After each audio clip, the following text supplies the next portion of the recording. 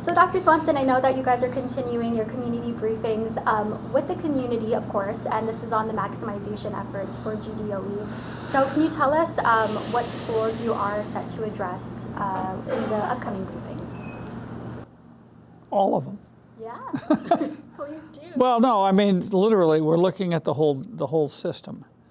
And so we've broken them into groups geographically on the island.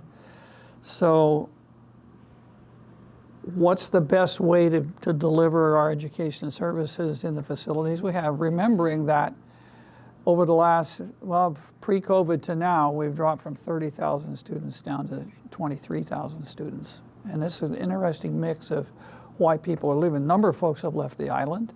Another piece of it is couples are deciding to have smaller families. Some are deciding to have no children. And then we have competition, you know, from DOE, we have competition from charter schools. But the biggest loss of students in our schools is folks moving off the island. And there's a number of implications to that. But so regionally,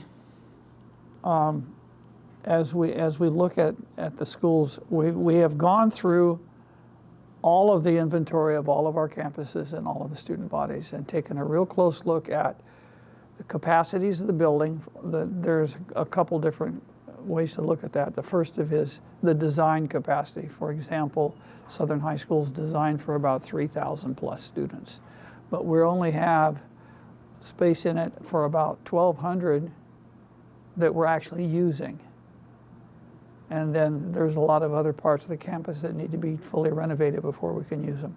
So we're looking at the practical operational capacity of each school as well. So we have several elementary schools that have fast-track buildings that were built back when there were 30, 35,000 kids that we don't need anymore. And some of them need to be condemned, removed, and all of that. So we're going down to what is now in the inventory that we have either had inspected in the past or can be added to that inventory if we need it. So if we're looking at combining student bodies, is okay, how much capacity is there, with also the consideration of keeping an additional 10 to 15% of capacity, because we don't really know where the whole missile defense population is going to end up living. They're going to, I mean, a lot of folks are going to be on the economy from the information I have, and I'm working with that group. And as we look at it, we're looking at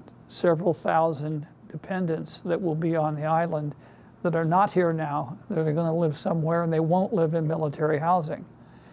But we don't know which part of the island they're going to live on. So that's the end game I'm trying to do, is to keep the capacity in all the campuses. So if we pick up another 50 or 100 students in a school, there's room for them. Mm-hmm. And there's place for the teachers to work and all of that. So we initially looked at elementary schools, and we're also looking at middle schools. So that's a longer discussion for different reasons. The elementary schools, we looked at the southern part of the island, the western side and the eastern side. If you drive down there, you can understand real quickly why we would split it that way. Just because the commute distance is not, the distance isn't so long, but the time is. So how long is a kid on a school bus is the question you have to answer. And then we looked at the central part of the island and the northern part. The northern part of the island, we're probably going to address just by realigning some attendance areas. I don't see anything but full schools in that part of it. But because of those folks that have moved off the island, schools that 2 years ago had 500 students now have 300. So there's room to combine. So we have looked at, and you know, we had some questions around two of our elementary schools in the central region at the beginning of the school year, and we know that we can fit students onto a campus. So for example, if we were to go forward with the decision, or if my recommendation to the board is, and they decided to go with it, if we were to decommission Chief Brody, those students would go to J.M. Guerrero, they would go to Tamuning, and also possibly Atacao. So it's a matter of them rezoning and putting them in. And the other idea that we're working with is to keep the kids in the neighborhood of their school. So we're trying to get away from long bus trips. So that's the other side of it. So in part, this is driven by budget, because as you're aware, we're 37 million short on this year's budget. As we go through the process of examining these, we're looking at what's the cost savings if we decommission a school, and they're ranging in from just short of $2 million to almost $3 million that we can recover if we did that with just one campus. Wow.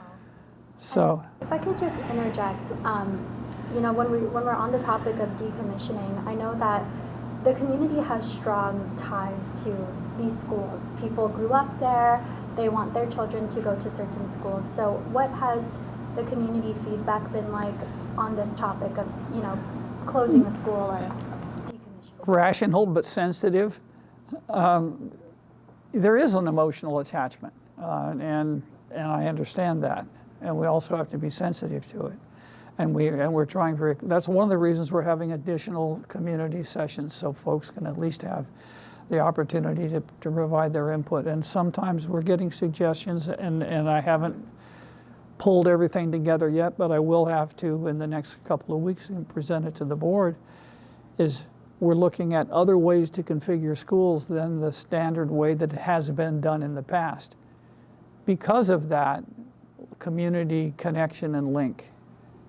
So for example, we have 2 schools in Arahan. When you look at the capacities, we have way more capacity than we did. What would happen if we combined and made in Arahan Middle a K-8 school?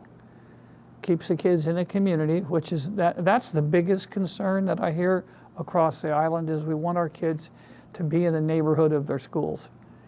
And I had, you know, a parent point out to me and said, you know, I can see the school across the street, but my kid has to get on a bus and go clear over here.